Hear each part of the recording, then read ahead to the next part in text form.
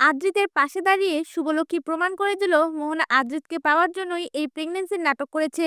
এমনটাই দেখতে চলেছেন গৃহপ্রবেশ ধারাবাহিকে।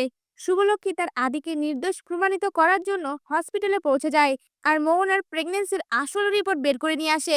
আর রিপোর্টটা দেখা মাত্রই শুভলক্ষ্মী চমকে ওঠে আর মনে মনে বলতে থাকে, তাহলে মোহনা আমার আদিকে পাওয়ার জন্য এত বড় নোংরা খেলায় নেমেছে, অন্য উপায়ে নিজের গর্ভে স্পাম স্থাপন করে আদিকে ব্ল্যাকমেল করার চেষ্টা করছে। আমি এই মোহনাকে ছাড়বো না, আর এই নোংরা খেলা থেকে আদিকে আমি বের করেই ছাড়বো। এই কথাগুলো ভেবে একদৃষ্টিতে তাকিয়ে থাকে। বাড়িতে শুভলক্ষ্মী যখন জানতে পারে মোহনার গর্ভে আদৃতির সন্তান, এটা কোনোভাবেই শুভলক্ষ্মী বিশ্বাস করে না। আর সাথে সাথেই শুভলক্ষ্মী সেদিন রাতের কথা মনে পড়ে যায়।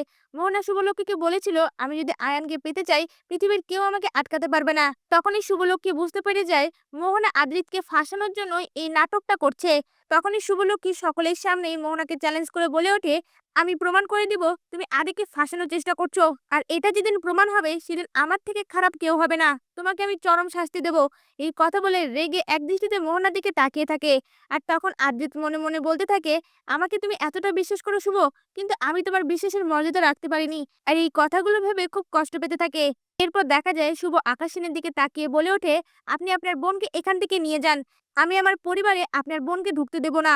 আর আমি খুব শিগগিরই এটা প্রমাণ করে দেব আপনার বোন আমার আদিকে ফাঁসানোর চেষ্টা করছে। তখন আকাশ বলে ওঠে, ঠিক আছে, আমিও সেদিনের অপেক্ষায় থাকলাম।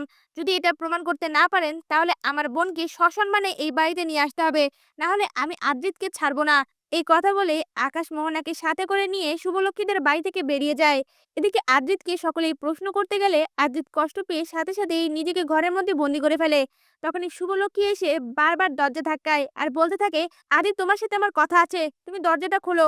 আর ঘরের ভেতর থেকে আদ্রিত বলতে থাকে, আমাকে তুমি ক্ষমা করে দাও শুভ, আমি অনেক বড় পাপী, আমি নিজেকে আর রাখতে চাই না।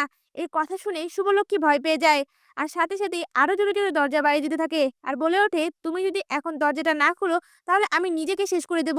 আদ্রিত তখন ভয় পেয়ে গিয়ে সাথে সাথেই দরজা খুলে দেয়।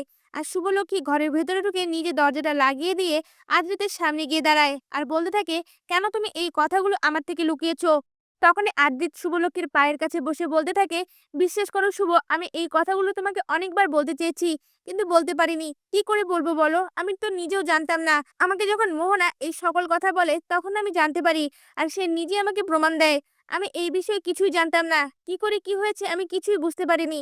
তখনই শুভলক্ষ্মী মোহনার সকল চাল বুঝতে পেরে যায় আর আদ্রিতকে শান্ত করে বলে ওঠে, আদি আমার মনে হচ্ছে মোহনা তোমাকে ফাঁসাচ্ছে। যদি তুমি মোহনার সন্তানের বাবাই হয়ে থাকো তাহলে এই বিষয়টা সম্পর্কে তোমার অবশ্যই জানার কথা ছিল। এখন তুমি যখন জানো না, তার মানে নিশ্চয়ই তোমাকে ফাঁসানোর জন্য অন্য কোনো প্ল্যান সাজানো হয়েছে। তখনই আদ্রিত অবাক হয়ে যায়। এরপর শুভলক্ষ্মী আবারও বলতে থাকে, মোহনা তোমাকে কি প্রমাণ দেখিয়েছিল? তখনই আদ্রিত বলে ওঠে, আমাকে কিছু ছবি দেখিয়েছিল, কিন্তু ওই সময়গুলো আমার কিছুই মনে নেই। তখনই শুভলক্ষ্মীর কাছে সকল কিছু পরিষ্কার হয়ে যায়। এমনটাই দেখতে চলেছেন গৃহপ্রবেশ ধারাবাহিকে।